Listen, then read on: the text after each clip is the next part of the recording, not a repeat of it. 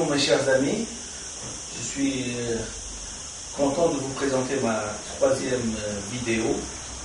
En fait, on n'est pas très nombreux puisque j'ai vu qu'elle a été vue par une dizaine de personnes, et j'espère que de plus en plus, on sera de plus en plus nombreux.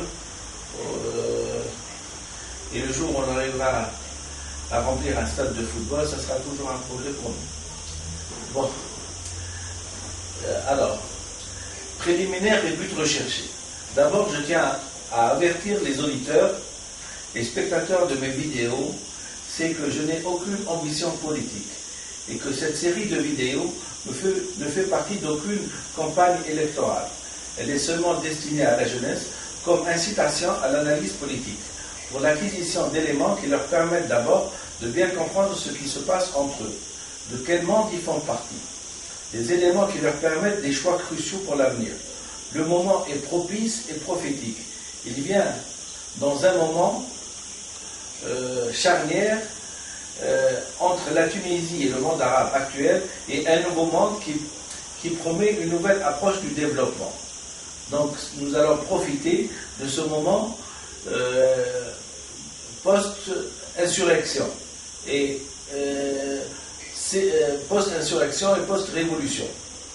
Pour moi, on passe de l'ère de Taht El Yasmina Fil-Lil, image symbolique et non critique de la chanson que j'aime bien, évoquant le titre de la chanson que j'aime bien, car elle évoque pour moi aussi, outre les paroles de Sidi Jouini, qui sont très beaux d'ailleurs, qui sont très beaux, et la chanson même elle est très belle, évoque pour moi un type régressif de notre développement jusqu'à maintenant.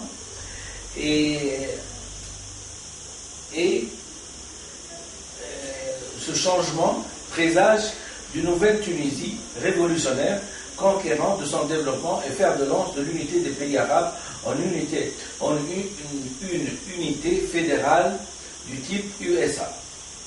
Interprété en politique, comme d'ailleurs en psychanalyse, c'est trouver toujours des sens cachés ou signifiants de tous les phénomènes psychanalytiques, sociaux ou politiques. Et ainsi, ces textes que j'ai choisis sont un support pour moi pour intégrer des éléments analysés des éléments analysés qui coïncident dans notre société. Donc, un but de certaines connaissances psychanalytiques, j'émets une analyse, j'essaie de trouver des références, et c'est la correspondance ou coïncidence entre mes remarques et les textes qui sont censés emporter votre adhésion et stimuler votre désir de changement. L'essentiel, c'est que ce qui a été dit par les auteurs, on arrive à le retrouver dans la réalité pour vous inciter à changer. Le but que je poursuis est un but non politique, mais strictement scientifique. Il vise d'abord à la diffusion panarabe de mes vidéos, seul moyen de changer. À qui je m'adresse? J'espère que vous avez deviné, en voyant les deux vidéos précédentes, que je m'adresse spécifiquement à la jeunesse tunisienne et avec un plus large éventail à la jeunesse arabo-musulmane. Ce qui m'importe, c'est de faire évoluer cette population vers un niveau de vie à l'occidental. Je ne m'intéresse pas à l'Occident, car les Occidentaux sont déjà développés. Ils ont enregistré quelque part décisif dans ce qu'il est convenu d'appeler une société civilisée évoluée. Mon outil principal sera le discours authentique et donc en finalité les mots. Placés là où il faut, ils doivent réussir à faire évoluer une population de quelques centaines de millions d'habitants. J'ai donc besoin de définir certains éléments de mon discours qui, certes, pour certains versés dans les études de droit, leur semblera aller de soi. Pour d'autres, cela permettra d'avoir des éléments de base pour des raisonnements futurs. Ces éléments incontournables sont qu'est-ce que l'État? Qu'est-ce qu'une tribu? Le rapport antagoniste du pouvoir et de la force envers le peuple, le mode de fonctionnement d'un pays sous-développé. En général, mes textes de référence ou de définition sont inspirés par l'encyclopédie Wikipédia ou des textes philosophiques connus, qu'on peut retrouver même dans des manuels scolaires. Là n'est pas le problème. l'origine des textes n'est pas le problème.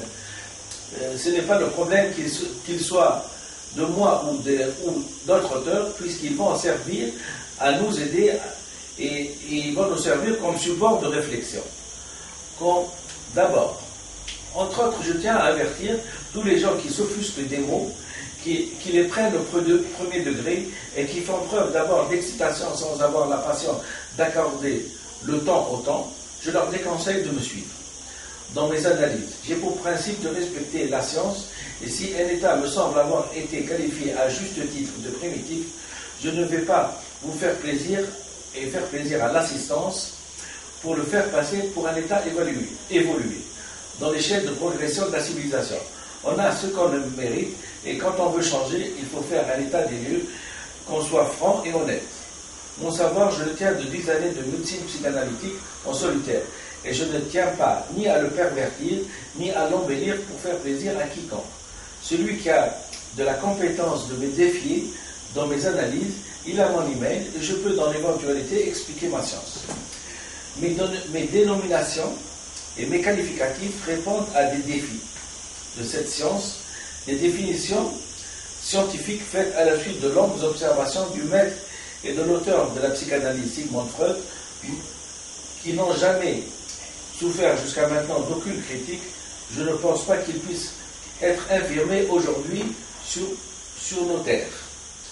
J'aime bien l'expression populaire qui signifie ce qu'elle signifie, tourner sa langue 7 fois avant de parler, de critiquer, voire d'insulter, comme malheureusement je suis en train de voir sur certaines vidéos, que je respecte, car chacun s'exprime avec ses moyens.